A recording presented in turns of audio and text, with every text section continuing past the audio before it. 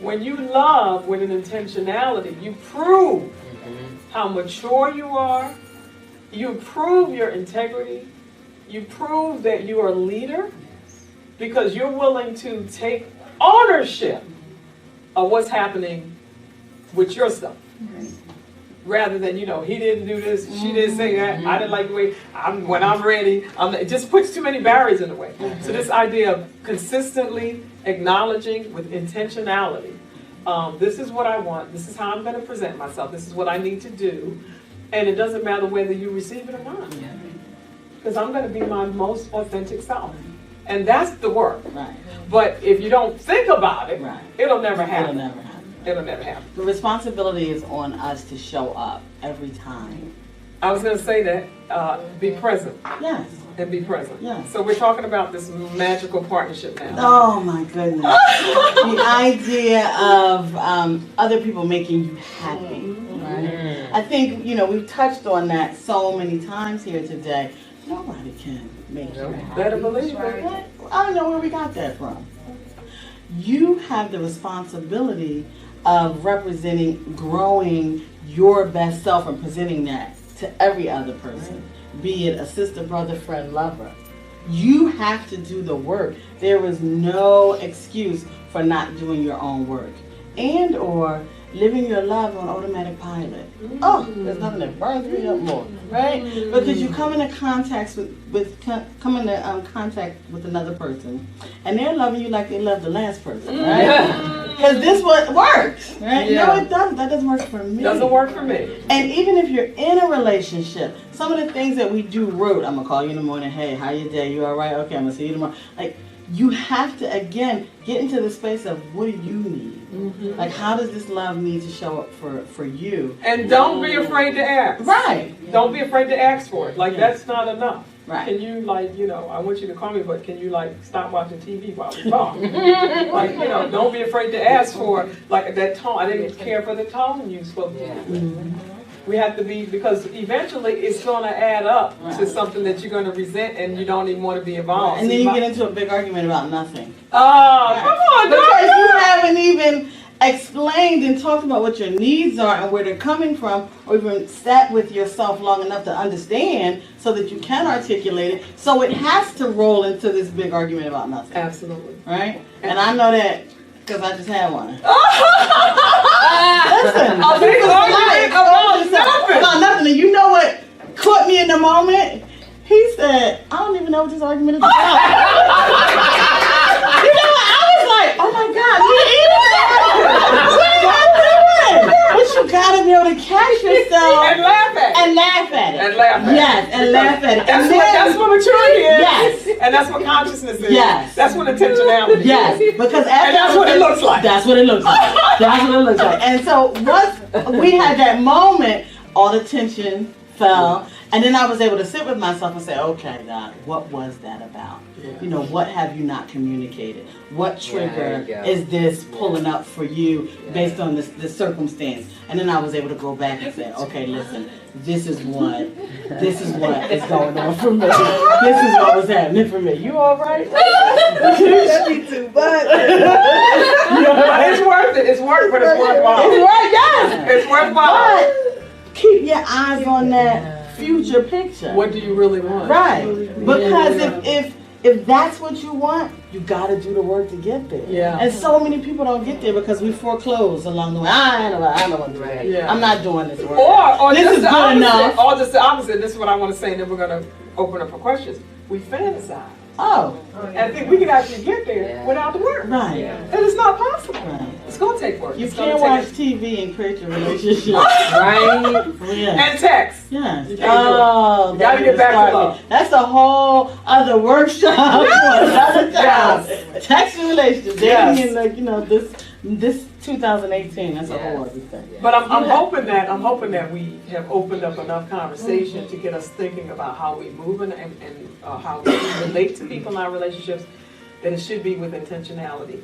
And it doesn't have to be harsh or mean, but be able to verbalize and vocalize what it is you need, and make sure that connects with what you really want, and then be willing to give back what you asked for. Again, being that which you want to attract. We always want the other person to give and to pour into us. But you have to be that and create that safe space in your union so both of you can give and pour into one another. It's a give and a take. It's a reciprocal dance. Absolutely. We got a question. We're going to open up to a few And we had a question back there for a while. I'm so sorry. Yeah. I was That's just, fine, you know, I hold that thought. yeah, okay. You talking about intentional. Being intentional, you're talking about sorry and forgiveness, and I think that's a big part of sorry and forgiveness. Like you say, people go around saying sorry, so people don't. Yeah.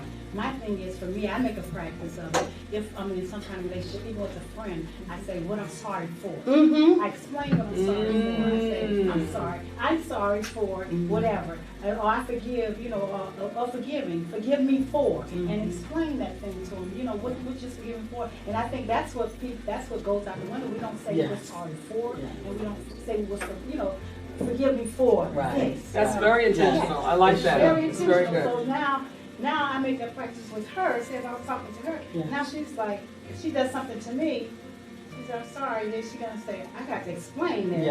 Because she's an explainer. She explained why she's like, then it resonates in our spirit, not only in our heart and our spirit, what I did. And you know, so you don't do redundancies. Right.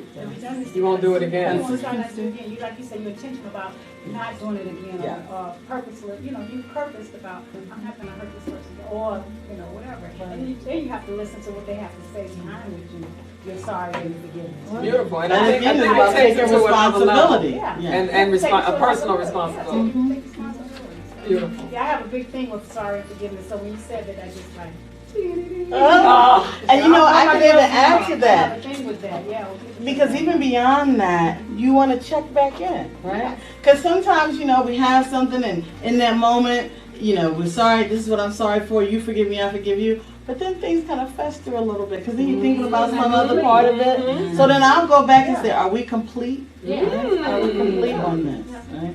Now I'm giving you the opportunity to bring it back up again. Let's not go there again. I hear you know. We got a hand. I'm sorry, but mine's hanging then down. So it's interesting because my question had to do with the whole idea of so many times we put our expectations on our own happiness on somebody else. And one of the things for me, and I'm single, but I'm single, I think, because I'm not quite the person that I envision I need to be for that person that I want. That's beautiful.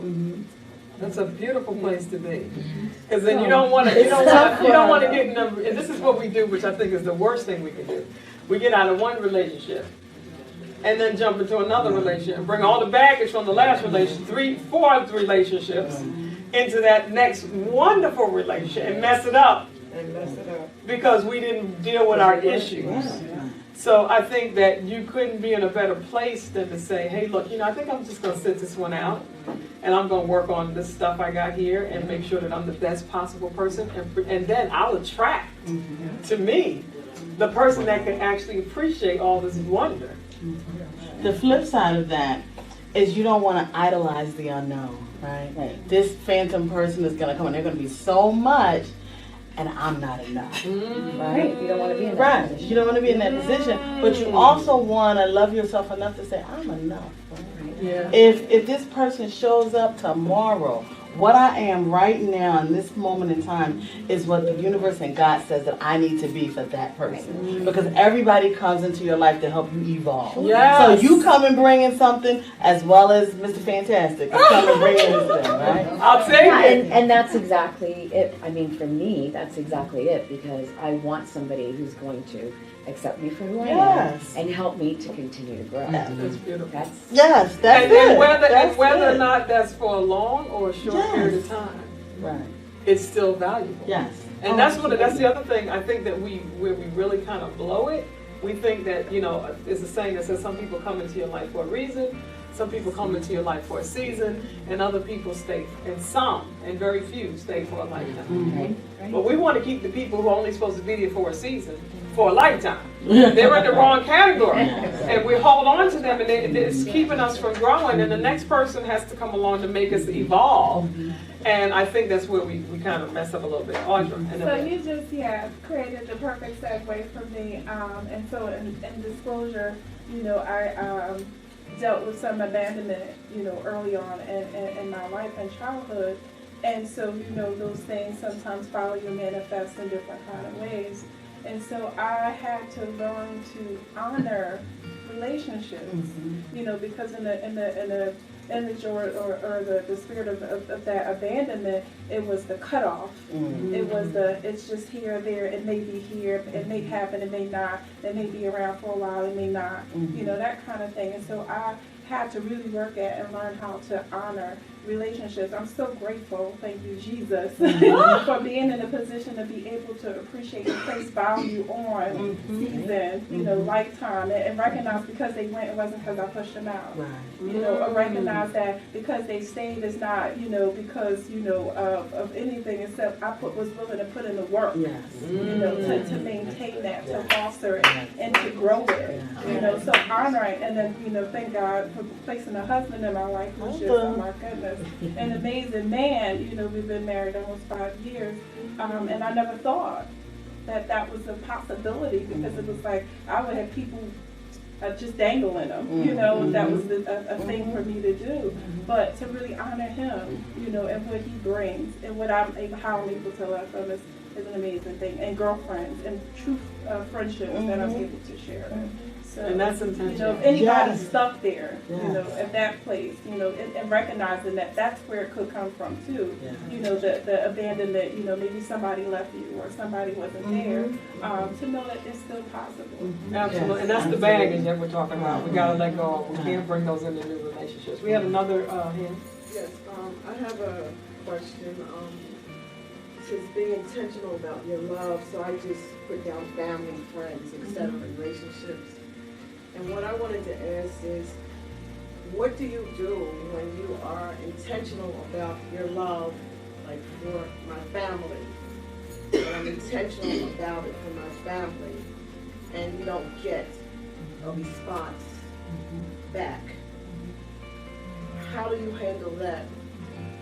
What do you do when you're inviting your family, together, or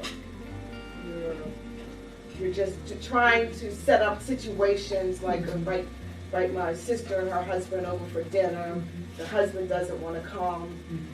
What do you do when you are intentional about your love? I want to jump in and answer that real quick, and then I'm going to let you answer. Two things came to mind while you were talking. Love is easy like Sunday morning. It's easy. So when you push it, I'm not sure what that is. But you don't want to push it because that's not real love. That's like demanding. Secondly, you got more than just that family. Oh, that's true. All right. So do we have to say anything else? No, I'm just that's what kind of came to me. Like, sometimes we are so ultra focused. We're ultra focused on this person has to do this for me, and it's not really meant for them. Or you.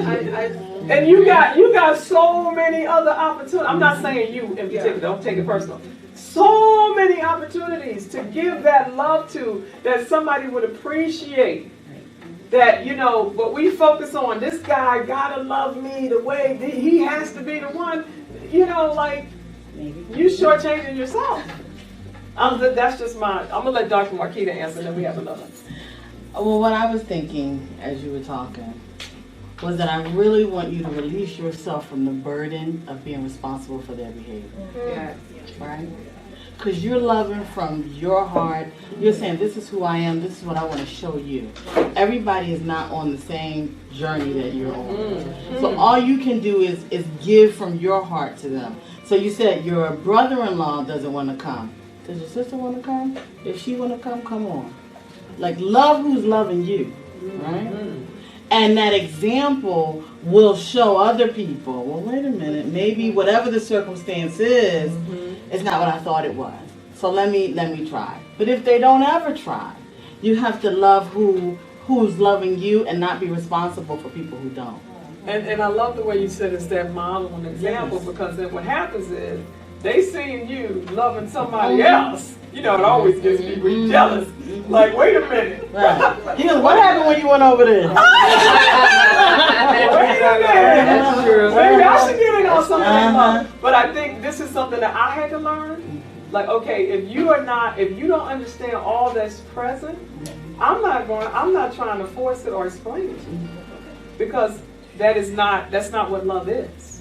That's not to me anyway. Right. We had to handle But I it. understand that that's a hurtful process. Yes. Right? It could be So hurtful. know that is not a burden that you have to continue to carry. Absolutely. We got a hand right here. And you know, I just wanted to piggyback on what you said. In response, you aren't responsible for somebody else's behavior. Just to, you know, add a little humor to it, I've invited people and prayed they didn't come. Whoa!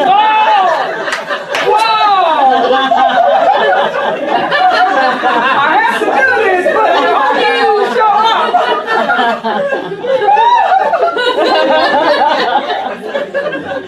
But it really, I think that speaks to it really, and we're going to go back to what we said in the beginning. It really is more about you than it is about them. Yes. All right, we go. Go ahead. It was something that you mentioned earlier in the discussion in terms of seeing what you deliver to other individuals, how they give you the critical feedback. As we continue to expand and impact individuals, I'm not sure if any of us are here that have it. We could get cheerleading squads, people that validate and affirm everything that we do. And you gotta be very careful because they endorse everything about you, even the wrong in you. So don't go through grief and separation. And you know how you get really caught up. Just look at Facebook. You can put something totally wrong up there, and everybody's like, "Yeah, you're right."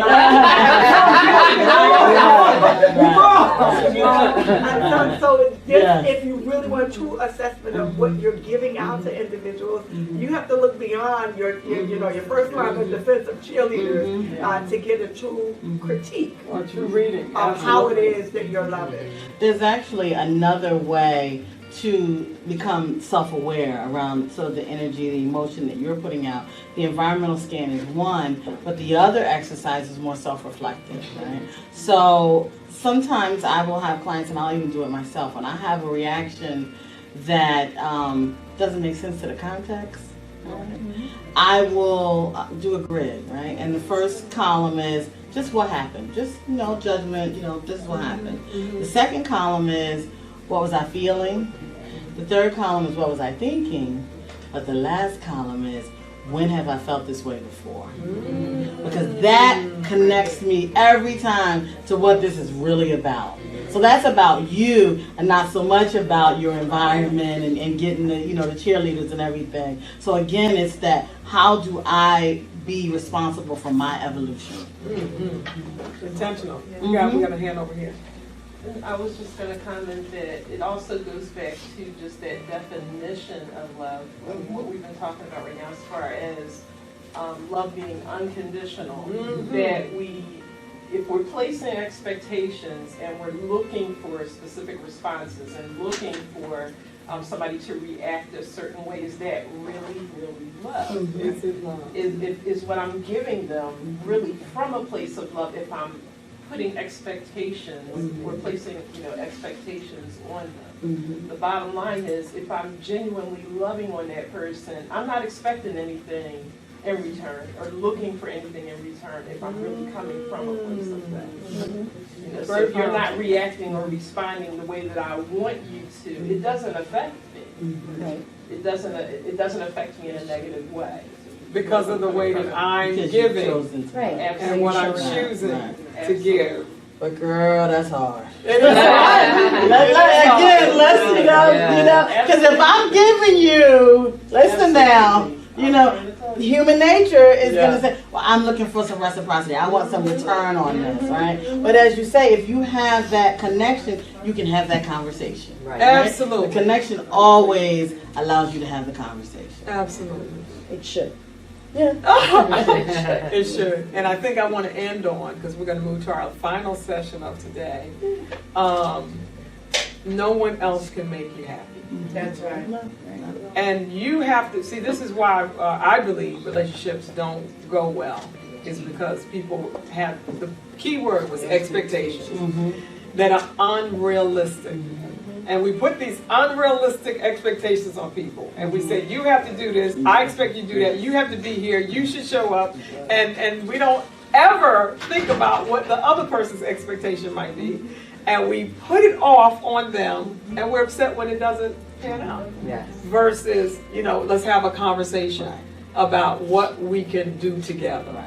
So I think I'm really big on nobody else can make you happy. I feel like people who complain about not getting flowers for Mother's Day are, really shortchanging themselves, because they can go right down the street and buy a bouquet of flowers themselves. And I don't mean to undermine the fact that you might have been ignored by somebody, but the first person who needs to love you is you. And then you help people understand how you need to be loved. Right.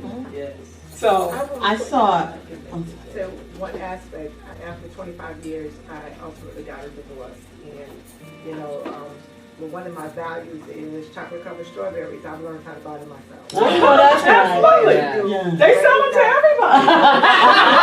My money spent just as so I lost 236 pounds. That didn't do me any good. Wow. But in exchange, I got to spend $50 for a box of chocolate. It works. It works You know every what? time. To that point, Yes. I saw a video the other day, and I thought, oh, this is so great. It was Will Smith. Yes. And you saw this one about making his wife happy? Yes. Yeah. He said that he realized after so many years that he was like, I quit, like I give up. And she's like, what? Trying to make you happy, right? He said, I realized if I give that up and I'm just like I'm being with you and you're being with me, we have a much better relationship. So my responsibility is not to make you happy. Exactly. And I was like, you better go ahead. Yes. Yes. Yes. And on that note, my responsibility is not to make you happy. Right. Yeah. My response, that's what we need to help other people understand. It's not to make you happy. I'm here to give you what you need. I'm here to give you information. I'm here to help you in this journey. But I'm not here to make you happy. And sometimes, even on a personal level, people put that expectation on me. And I'm like, I'm not taking it. I can't take that on. You know why? Because your happiness is contingent on whether you feel good or not. And that changes. And I mean well, because you actually will do better when you look at yourself and what it is you actually are asking for. That's right. So I am not responsible to provide that for you. And I'm not really, this is a general conversation. I'm not talking about here, now, or the event. I'm talking about in general. We have to learn how to tell people and help people understand. My role is not to make you happy. You have to come to me happy. And I always tell people, if you want to be a part of my life, I'm already happy. Anything you bring is a bonus. So we create joy together. We create joy, so let us on top of joy. Yes, yes. I'm about the joy together. Yes, let's do it together. And that's intentional, Yes. it's consistent, and we understand that the only person that's going to make us happy is ourselves. Let's give Dr. Yes!